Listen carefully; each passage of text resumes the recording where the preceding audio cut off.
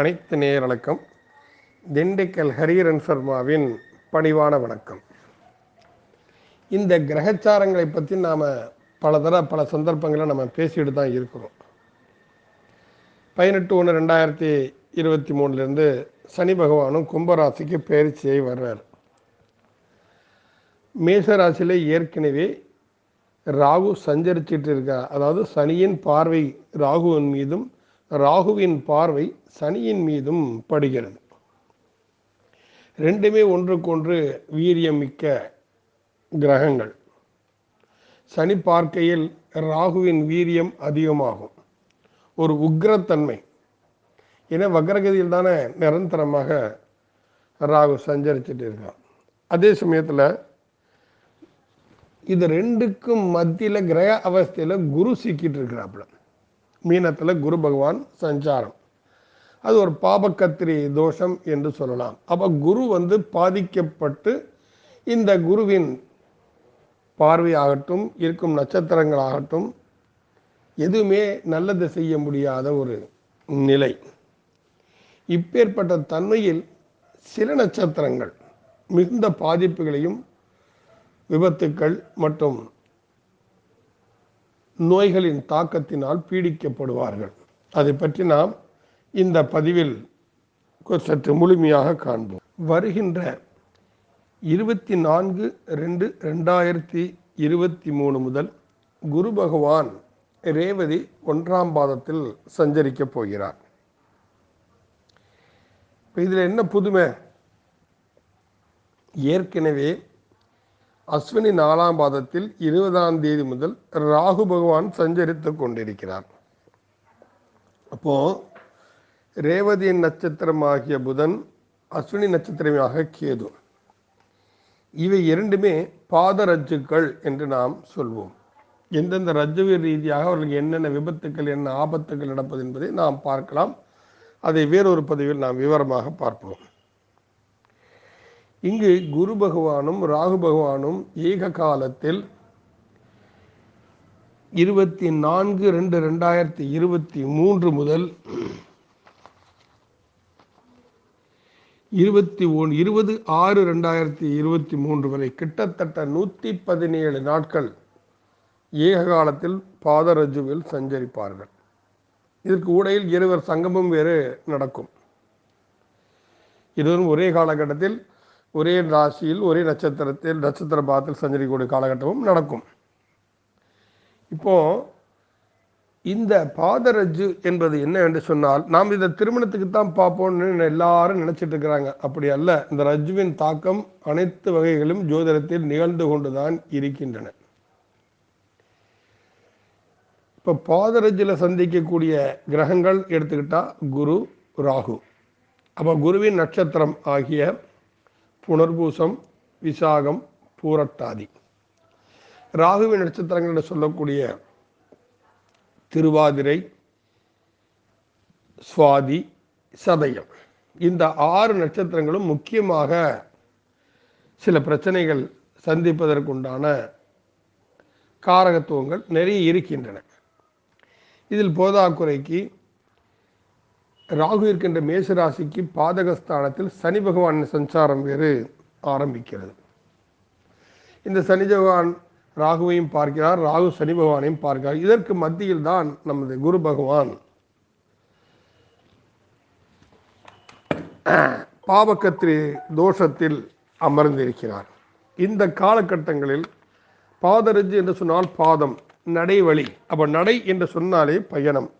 இந்த பயணத்தில் இந்த 6 நட்சத்திரக்காரர்கள் இருந்தால் அவர்களுக்கு சில பாதிப்புகளை சந்திப்பதற்கு உண்டான சாத்தியக்கூறுகள் நிறைய இருக்கின்றன.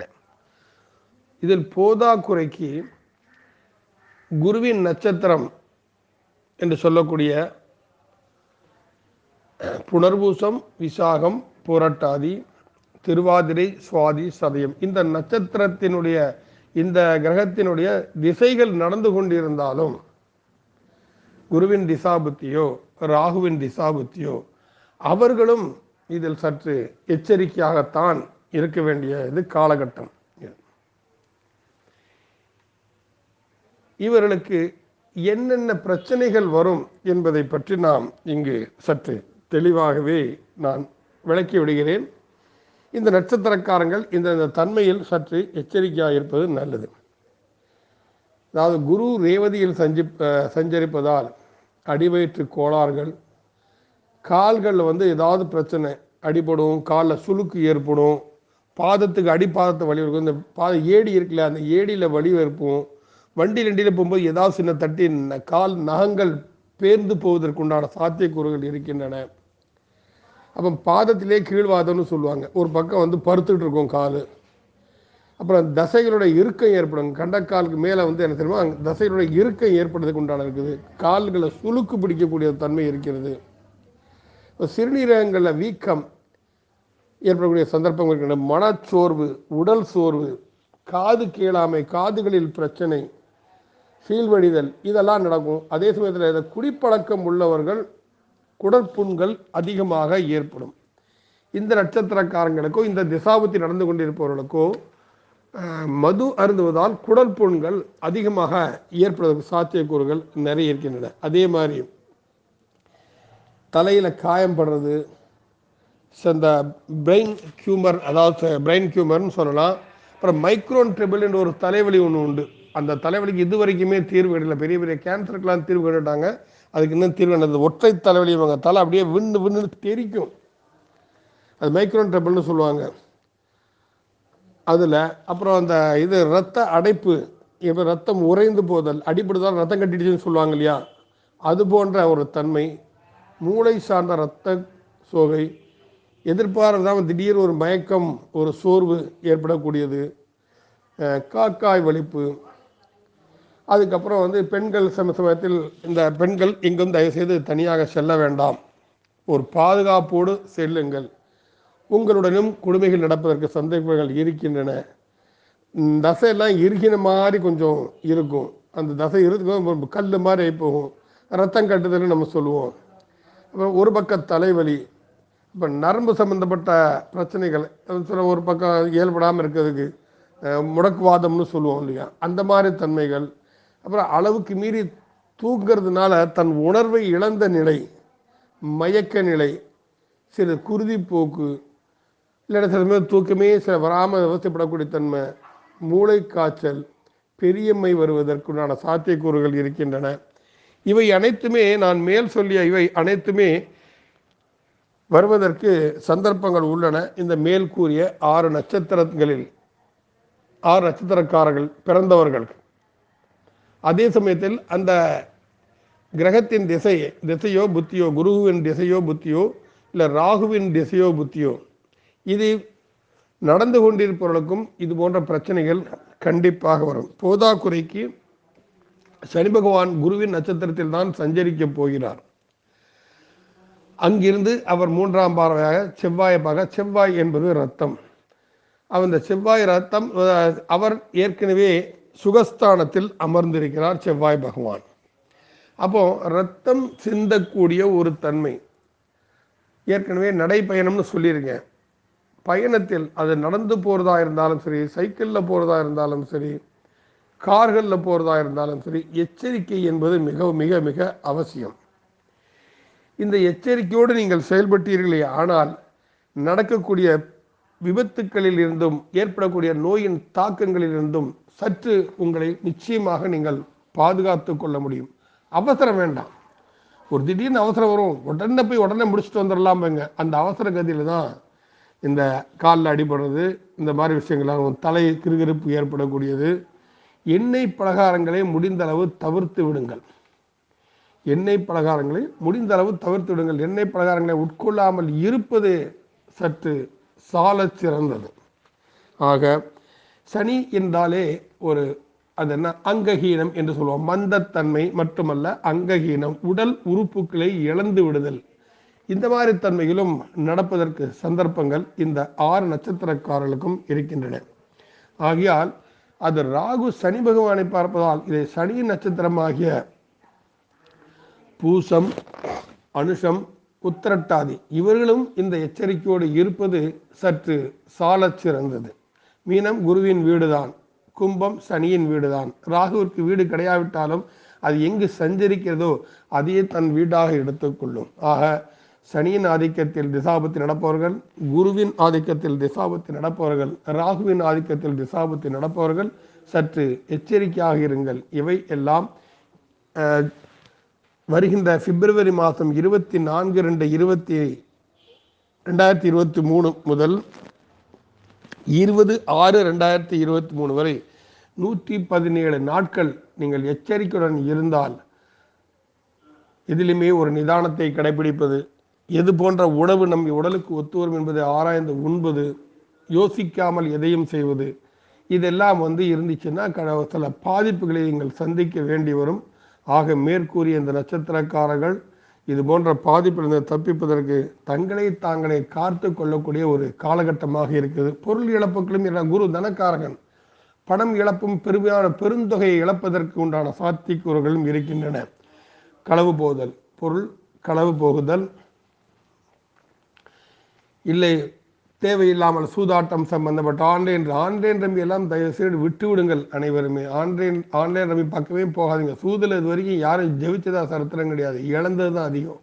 அதுக்கு பாண்டவர்கள் கதையை உங்களுக்கு உதாரணமாக தெரியும். மகாபாரதத்தில் பாண்டவர்கள் கதை உதாரணமாக எடுத்துக்கொள்ளலாம். ஆன்லைன் ரம்மியில் போன திருப்பி கூட சமீபத்தில் பேப்பரில் போட்டிருந்தான். 15 லட்சம் ரூபா இழந்து ஒரு வாலிபர் தற்கொலை பண்ணிக்கிட்டாராம். இறக்கக்கூடிய வயசாக அவருக்கு, திருநெல்வேலி சை சார்ந்த ஒருத்தர் இளைஞர் வாலிபர், வாழ்க்கை ரொம்ப தூரம் இருக்குது. இந்த 15 லட்சம் எத்தனையோ அவரால் சம்பாதிக்க முடியும், அதுக்கு உயிரியை இழந்துட்டார். இதெல்லாம் வேண்டாம்.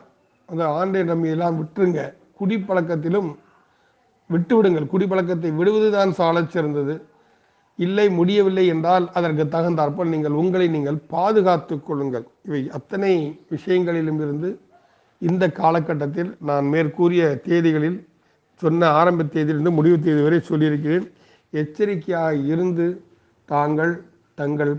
தங்களை நம்பி இருக்கும் குடும்பத்தாருக்கு ஏமாற்றத்தை கொடுத்து விடார்கள். நம்மளை நம்பி எத்தனையோ இருக்குது. நமக்கு பொண்டாட்டி, பிள்ளை, கணவன், தாய் தந்தையர்கள் எல்லாரும் இருக்கிறாங்க. அவங்களெல்லாம் நம்ம பார்க்கணும். அதுதானே குடும்பம். வாழ்க்கை வாழ்வதற்கு தானே தவிர வீழ்வதற்கு அல்ல. ஆகையால் நீங்கள் எந்தெந்த காலகட்டங்களில் என்னென்ன எச்சரிக்கையோடு இருக்க வேண்டும் என்பதை நாங்கள் அவ்வப்போது இந்த கடவுள் அருள் யூடியூப் சேனல் மூலம் உங்களுக்கு அறிவுறுத்தி கொண்டு இருக்கிறோம். ஆக அன்றாடம் நான் தொழும் எல்லாம் அல்ல ஈசனை பிரார்த்திக்கிறேன். அனைவரும் அனைத்து நலமும் பெற்று சீரும் சிறப்போடு சுகமாக வாழ வேண்டும் என்பது. இருப்பினும் உங்கள் முயற்சி என்பது ஒன்று வேண்டும் அல்லவா? உங்களுடைய ஒத்துழைப்பில் தானே அது நடக்கும். நான் சொன்னது சொல்லிக்கிட்டே இருந்து நீங்கள் செஞ்சுக்கிட்டே இருந்தீங்கன்னா அதுக்கப்புறம் வருத்தப்படலை பயனில்லை. இப்போ எத்தனையோ விஷயங்கள் வருது. ஐயா நீங்கள் சொன்னீங்கய்யா, நாங்கள் கவனிக்காம விட்டுட்டோம், ஐயா இன்றைக்கி அவஸ்தப்படுறேன், இல்லைங்க எப்படி நிவர்த்தியாகுதுன்னு. பட்டு தெளிவதற்கு முன் படாமல் பாதுகாத்து கொள்வது தானே நமது புத்திசாலித்தனம். இதற்குத்தானே இறைவன் பகுத்தறிவை படைத்திருக்கிறான். ஆக மேல்கூறிய நட்சத்திரக்காரர்கள் 3 கிரகத்தின் நட்சத்திரங்களை குறிக்கிறார். சனி, குரு, ராகு. இந்த நட்சத்திரக்காரர்கள் அனைவரும் அவருக்கு திசாபத்தி நடந்தாலும் அந்தர் திசாபத்தி நடந்தாலும் இந்த காலகட்டங்களில் சற்று எச்சரிக்கையாக இருந்து தங்களை தாங்களே காத்து கொள்ளுங்கள். மேற்கண்ட நிகழ்வுகளிலிருந்து தங்களை காத்து கொள்ள திருச்சீரலைவாயன் என்று சொல்லக்கூடிய திருச்செந்தூர் சுப்பிரமணிய சுவாமியை இந்த காலகட்டங்களில் சென்று வழிபடுவது மிகவும் சாலச் சிறந்தது. தொலைவில் உள்ளவர்கள் இவ்வளவு தூரம் பயணிப்பது நமக்கு சந்தர்ப்பம் இல்லை, நேரம் காலம் ஒத்து வரவில்லை, இல்லை வசதி வாய்ப்புகள் இல்லை என்று எண்ணுவார்களேயானால் அவர்கள் சிவபுராணத்தில் உள்ள மந்திரமாவது நீரு தந்திரமாவது நீரு என்ற செய்யுளை, அது தமிழில்தான் இருக்கிறது, முடிந்தவரை படியுங்கள். இல்லை கூகுளில் நீங்கள் சர்ச் செய்தால் அது வரும். அதை காதார கேட்பது மிகவும் நன்று. முருகா சரணம் என்று நெற்றிக்கு திருநீர் அணிந்து கொள்வது மிகவும் மகத்துவமான விஷயம். ஆகையால் இது போன்ற நிகழ்வுகளில் சிலர் நாங்கள் பெருமாளைத்தான் கும்பிடுவோம், சிவபெருமான் சன்னதிக்கெல்லாம் நாங்கள் போகிறதில்லன்னு சொல்கிறவாலும் இங்கே இருக்கிறாங்க. அது அவர்களுடைய வழிபாட்டு முறைகள். அப்பேற்பட்டவர்கள் தன்வந்திரி பகவானின் மந்திரத்தை ஜெபிப்பது மிகவும் சாலச் சிறந்தது. ஓம் நமோ பகவதே வாசுதேவாய தன்வந்திரயே அமிர்தகலதஹஸ்தாய சர்வ ஆமய விநாசனாய திரைலோக்கிய நாதாய ஸ்ரீ மகாவிஷ்ணுவே நமக என்று சொல்லக்கூடிய தன்வந்திரி மந்திரத்தையும் நீங்கள் கூறிக்கொள்வது தினமும் மிகவும் சாலச் சிறந்தது. நன்றி. மீண்டும் ஒரு நல்ல பதிவில் உங்களுடன் பகிர்ந்து கொள்கிறேன். வணக்கம். ஸ்ரீ குபேரன் டிவியை பார்த்தமைக்கு நன்றிகள். மேலும் இது போன்ற தகவல்களை தெரிந்து கொள்ள ஸ்ரீ குபேரன் டிவியை சப்ஸ்கிரைப் செய்யுங்கள். மறக்காமல் பெல் ஐக்கானை கிளிக் செய்யுங்கள்.